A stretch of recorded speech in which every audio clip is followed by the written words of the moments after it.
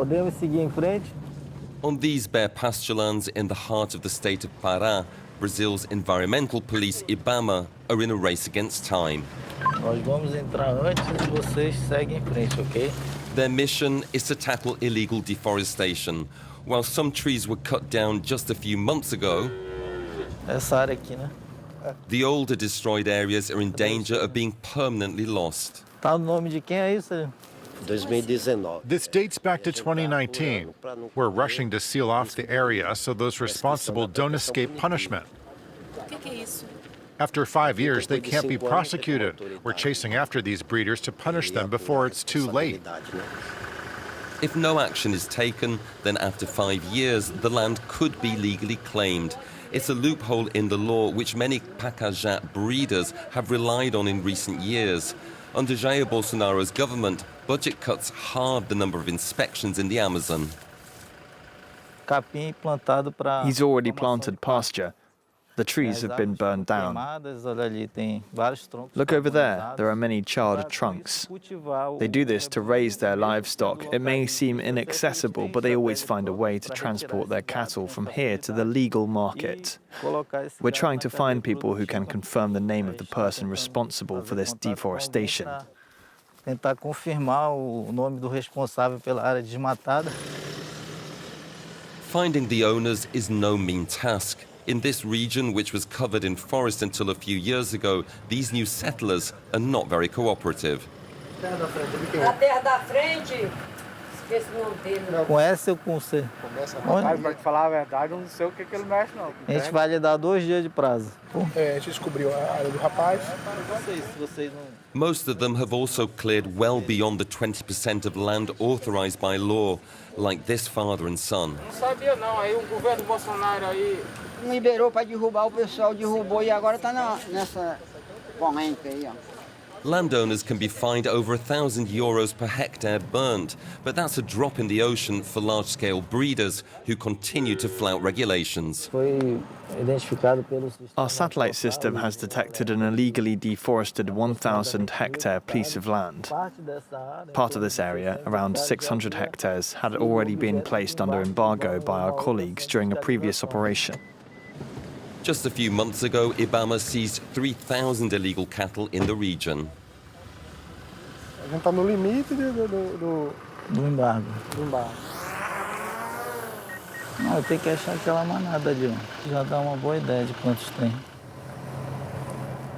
Back at base, the police discover that the owner, like many of his neighbors, runs another legal farm on the outskirts of the small town of Pacajá.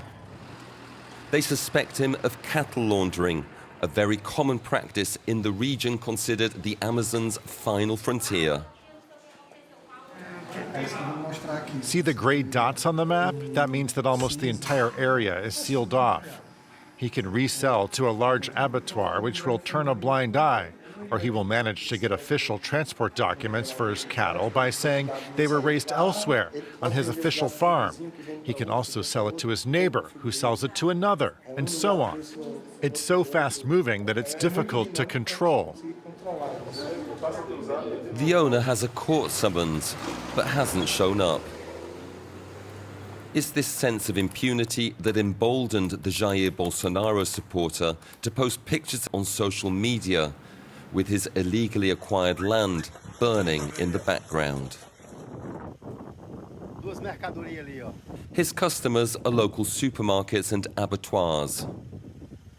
We call them, posing as a buyer from a French brand. Cumprimos com todas as exigências ambientais e contamos com validação do selo de carne legal. Agora é da França? Uhum. Ah, tá certo. Pode ser que às vezes ele consiga para a senhora aí, mas a gente tem gados muito bons aqui, viu?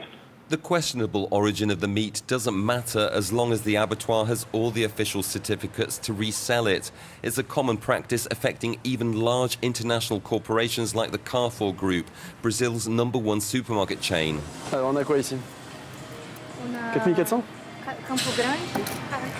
For years, this environmental charity has accused the French distributor of failing to perform adequate checks on where the meat it sells comes from. C'est cette application qui s'appelle Dos Pasto au Prato. Thanks to this app, which is called From Pasture to Plate, we can fill up a database, allowing us to trace the meat's origin. By entering the abattoir's number, the consumer can see the region where the animal they're eating was raised. It was produced in the heart of the Amazon in the state of Pará, which has the worst classification. It's an area at high risk of deforestation. According to their latest investigation, a large abattoir with European export licenses is especially to blame. So Carrefour, on the one hand, states its ecological commitment and says that it takes action against deforestation. But if it really wants to act, it must stop working with these types of actors. And above all, it must trace its meat back to the deforestation zone. Since the release of their damning report, Auchan France and Lidl Netherlands have taken a radical measure. They no longer buy meat from South America. The Carrefour and Casino groups responded by saying they were committed to strengthening surveillance in the countries where they operate.